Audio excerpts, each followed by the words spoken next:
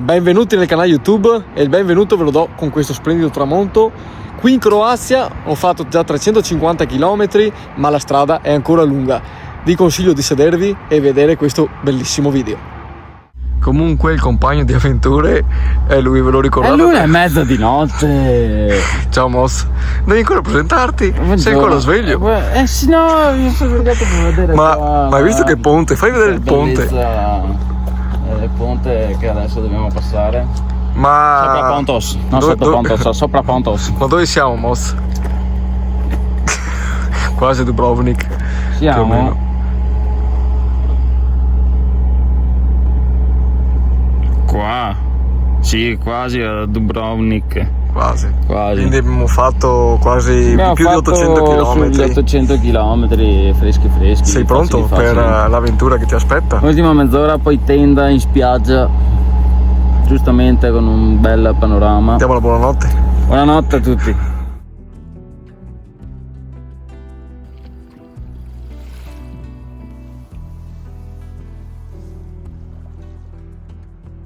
Il buongiorno dalla Croazia, quasi a Dubrovnik. La notte l'abbiamo passata qui e fa fresco. Questo è coma. Buongiorno. Cazzo. Buongiorno Moz. Buongiorno. Che panorama, ci siamo svegliati.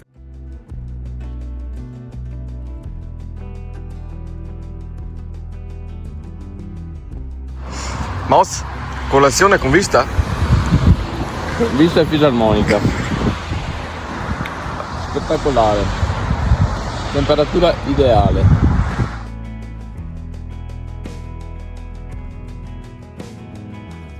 Moz, eccoci qua. Tappa a Dubrovnik. Soltanto giusto per bere il caffè, perché adesso dobbiamo ripartire. Tappa Montenegro. Quindi quando ci sentite parlare saremo in Montenegro. Forse, speriamo. Se riusciamo a passare il confine. No, qua. Ci sentiamo a breve.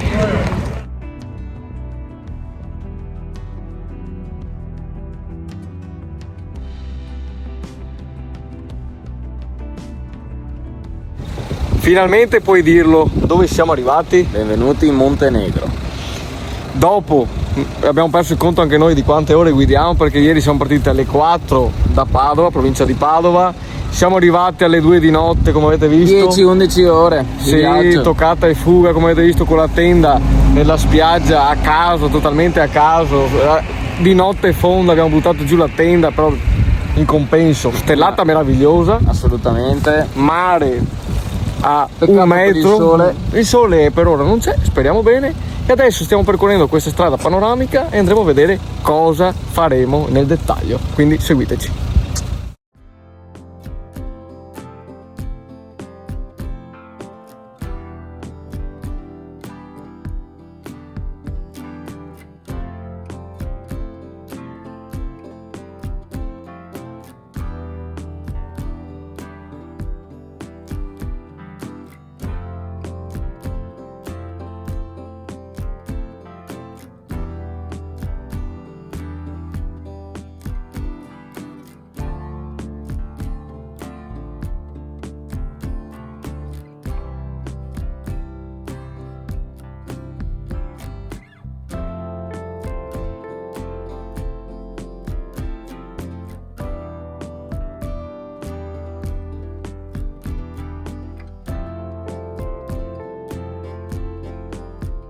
Ed ecco a voi la prima tappa, avete visto le immagini su Kotor, in italiano Cattaro.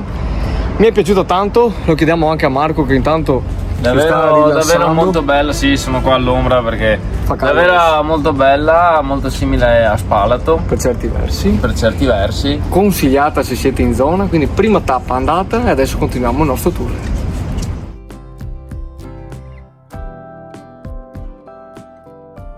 Moz, dove siamo? Eccoci qua, siamo arrivati nel camping a Budva. Siamo riusciti a trovare questo piccolo paradiso di verde in questo grigio nel contesto che c'è. La pompetta ha meno fiato di te.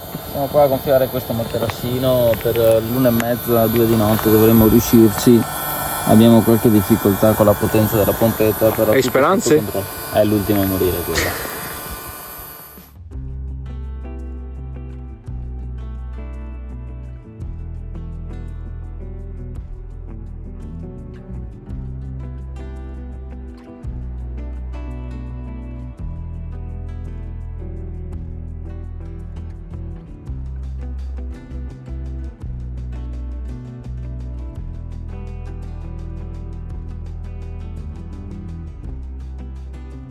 Buongiorno, Buongiorno. come ti sei svegliato?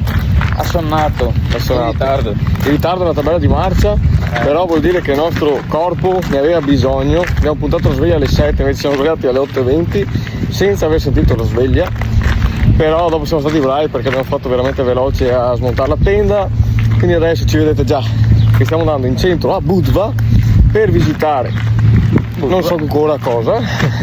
Andremo a scoprire piano piano le attrazioni maggiori anche in questa città, questo borghetto lungo il mare, che ieri siamo andati un po', vi ho fatto un po' relax, e ieri sera abbiamo fatto anche già un giretto serale, avete visto le immagini, e adesso con Marco andiamo a scoprirla. Yeah! Anche perché dopo continua il nostro tour, quindi fateci compagnia.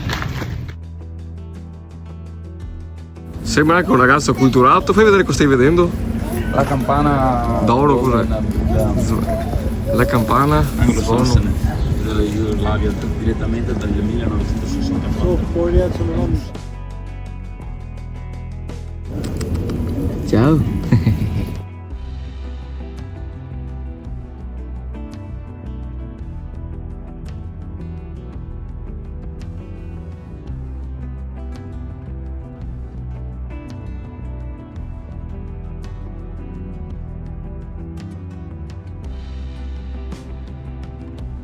E poi uno scorcio bellissimo sul mare.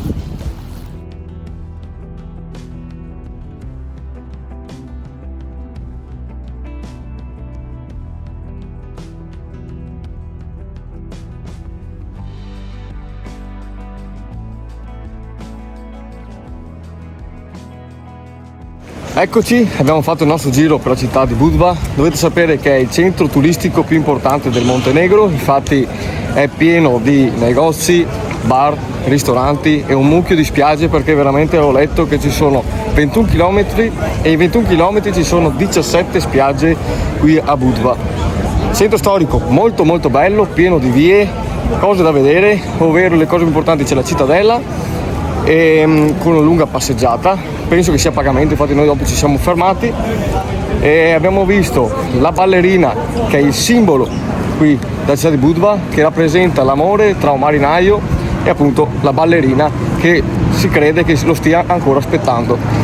Noi intanto proseguiamo, andiamo a berci un caffettino tanto per riprenderci un po', poi seguiteci perché l'avventura non è ancora finita. Adesso chiediamo qui a Marco cosa ne pensa del Montenegro e di Budva in particolare.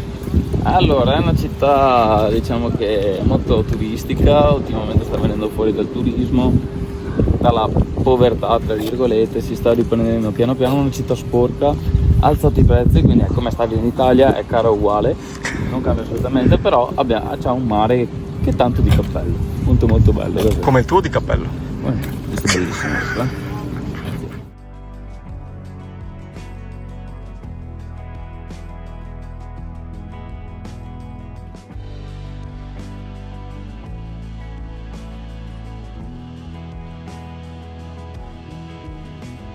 Marco ha detto una cosa molto interessante prima, ovvero che sono super organizzati, perché come state vedendo veramente è pieno di ristoranti, come dicevo, bar, locali, spiagge, quindi super attrezzate, però i costi sono veramente alti, non mi aspettavo che costasse così, quindi il caffè costa anche più dell'Italia. 2,80 €, 2,80 arrivi anche. Puoi noleggiare una partita senza motore, senza ski per 50 € un'ora. Esatto, più appunto mangiare fuori comunque veramente costa, perché anche ieri abbiamo visto che dati di pasta si girano intorno ai 15 €, eccetera eccetera, e bagni comunque tutti a pagamento, parcheggi addirittura anche 4-5 € all'ora, quindi super costoso, però merita, perché comunque gran mare, gran paesaggi, gran posti Purtroppo sono ancora sporchi, come diceva giustamente Marco, perché manca ancora un po' di pulizia, soprattutto qua nelle spiagge, e anche siamo andati su un campeggio veramente orrendo, possiamo pure dirlo. Costava non tantissimo, comunque 25 euro, però veramente orrendo perché abbiamo passato solo una notte. Quindi da migliorare ancora, si vede che sono all'inizio del turismo, all'inizio sì, comunque non sono ancora totalmente sviluppati, diciamo così, però soprattutto a Budva comunque si vede che qua turismo non ne manca, perché anche ieri quando siamo arrivati in spiaggia, che erano le 4-5 del pomeriggio, era veramente strapieno di gente, e speriamo che diventi una città super turistica anche Budva, il Montenegro, perché comunque se lo merita, soprattutto gran paesaggi, questo ve lo voglio sottolineare.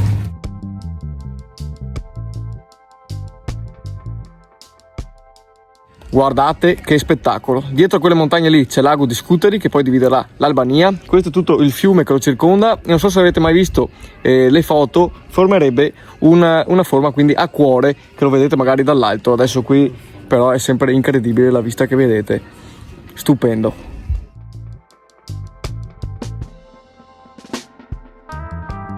Volevamo salutarvi da questo splendido paesaggio, che abbiamo detto che siamo al lago Scutari, anzi il lago Scutari, come ho detto, è dietro quelle montagne lì.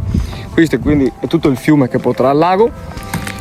Vi diamo quindi la conclusione da questo tour, però non finirà, perché nel prossimo episodio parleremo di Podgorica, quindi la capitale del Montenegro, e poi il viaggio finale, che ci sposteremo, andremo a raggiungere la Bosnia, perché sarà quella la tratta che ci porterà poi in Italia e precisamente a casa. Vi salutiamo da questo splendido posto, dal Montenegro. Per ora è tutto, a voi studio. Seguiteci al prossimo video. Ciao!